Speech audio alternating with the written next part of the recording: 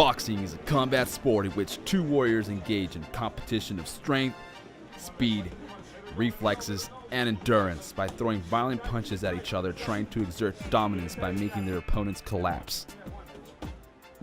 This type of sport can be exciting for both the spectators and the fighters, but this type of brutal punishment takes an even bigger toll on the human body than you would expect.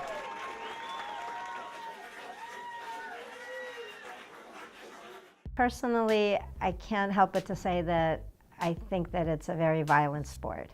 The whole idea of hitting somebody in the head with a big glove that's not exactly soft and watching the little liquid droplets fly to the sides, whether it's blood or sweat, it's very violent to me. It's hard to watch someone getting whacked in the head. I don't have as much problem, seeing someone take blows to the body or to the back. But there's something about getting hit in the head and in the face that is really, really disturbing to me. The thing I do the most for boxing is I'm trying to stay safe.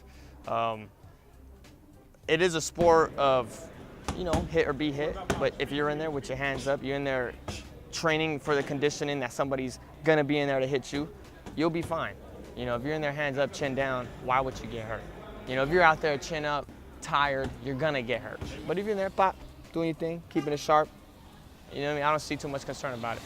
So the short-term effects are the same thing as with any concussion. So we all hear about football players getting concussions, soccer players, and so it's just basically trauma to the head, traumatic brain injury, but in a very mild way. So the short-term effects are, you can get stunned, you can lose a little bit of consciousness, you can feel weak or dizzy, have some nausea.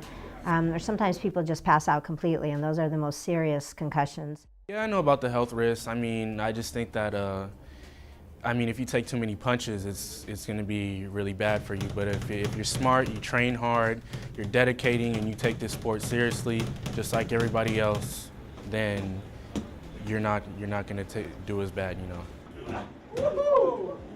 When short-term effects build up on the fighter's health, long-term problems are projected to soon increase in a devastating way.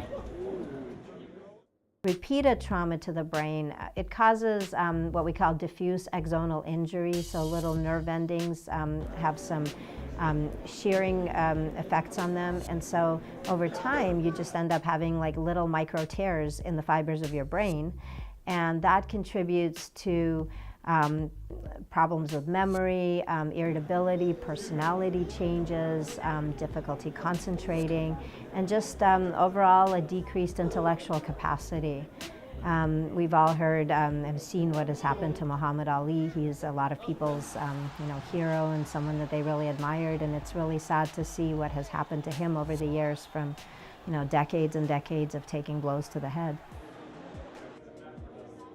For one professional fighter, Dion Elam, health risks played a crucial role in his everyday life.